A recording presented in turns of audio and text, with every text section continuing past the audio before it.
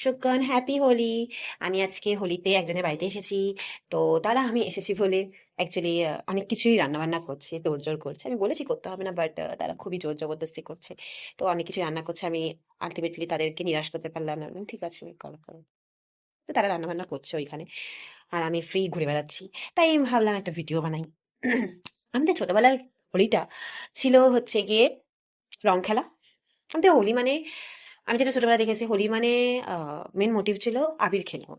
আর এখন হোলি মানে আবির খেলাটা না, আবিরটা হচ্ছে গিয়ে, ওটা হচ্ছে গিয়ে মাছ দিয়ে শাক ঢাকার মতন, মানে শাক দিয়ে মাছ ঢাকা, এরকম একটা সামথিং একটা কিছু আছে। তো সেটার মতন হোলিটা ওরা হচ্ছে কি এমনি দেখানোর জন্য খেলে।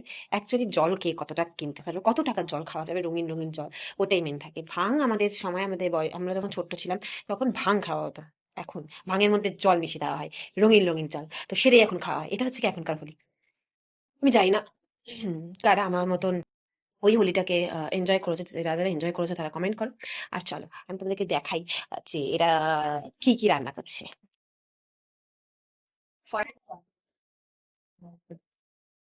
আচ্ছা, আমি এসেছি বলে তোমরা কি কি রান্না করছো?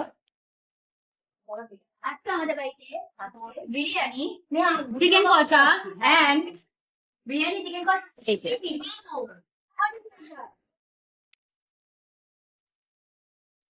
এই যে আমাদের বিরিয়ানি। রাইস হয়েছে, যেটা কিনা বলছে ওরা biryani. So oh my gosh, this is called biryani. Please guys, তোমরাও দেখো, দেখো দেখো দেখো, তোমরা দেখো।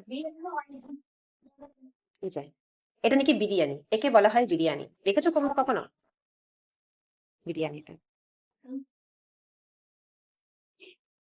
আমি কিছু কি হেল্প করে দেবো? না বলছে ওরা, ওরা চাইছে না আমি কিছু একটা হেল্প করি বলে। তো আমি করছি না হেল্প কিছু। ও মাই গশ, এরা আবার ঠাকুরকেও রং মাখিয়েছে। এই যে,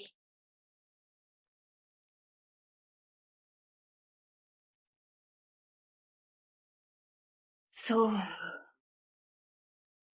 আপনাদের বয়সকালে, মানে খুব যখন ছোট ছিলেন আপনারা, তখন আপনাদের হোলিটা কেমন কাটতো? তুই আমাদের কিন্তু পড়েছিস দেখিস তুই। আমি পড়ে যাবো বলে চিন্তা করছে, আমাদের যদি হাত পা ভেঙে দেয়। না, চিন্তা আছে আমার গায়ে লাগবে। এখানে বাঘাযতীন হাসপাতাল আছে সামনে, আমি তোকে নিয়ে যাব, রিংলাতে রিংলাতে নিয়ে যাব, তুই চিন্তা করিস না। নামবি ওখান থেকে।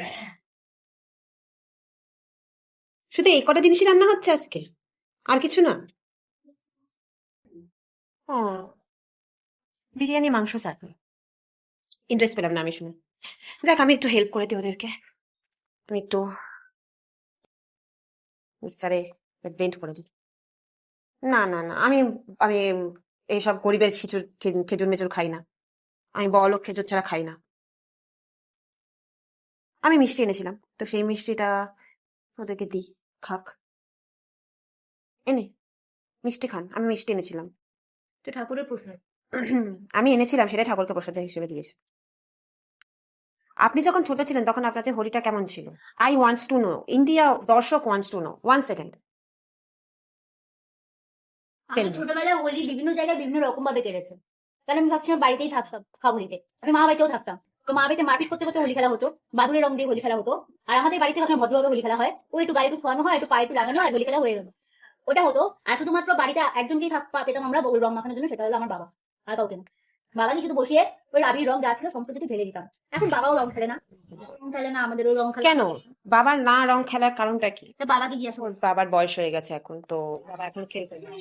ওর বাবা এখন খেলতে পারে না রং, বয়স হয়ে গেছে হয়নি। তো তাই জন্য। আর এখন আনফর্চুনেটলি যেখানে ওরা রং মাখাতো সেটা হচ্ছে কি ওর বাবার ভুঁড়ি। তো ভুঁড়িটা আনফর্চুনেটলি এখন আর নেই, ভুঁড়িটা গত হয়ে গেছে। এখন পেটটা পেটের মতন দেখায়, ভুঁড়ি দেখায় না। তাই জন্য সে আর রং মাখাতেও পারছে না কোনো জায়গায়। আর একে তো রং মাখানোটা কোনো যায় আসবে না, কারণ কি নিজেই বাদরের মতন দেখতে, বাদরকে আর কি বাদর রং মাখাবো আলাদা করে? তাই জন্য আমরা রং মাখাই না।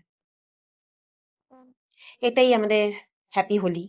আমরা এইভাবেই কাটাই প্রতি বছর, ঘরে থেকে এটা ওটা সেটা রান্না করে খেয়ে দিয়ে বাবার ভুঁড়িতে হলুদ রং মাখিয়ে আমাদের দিন কাটে।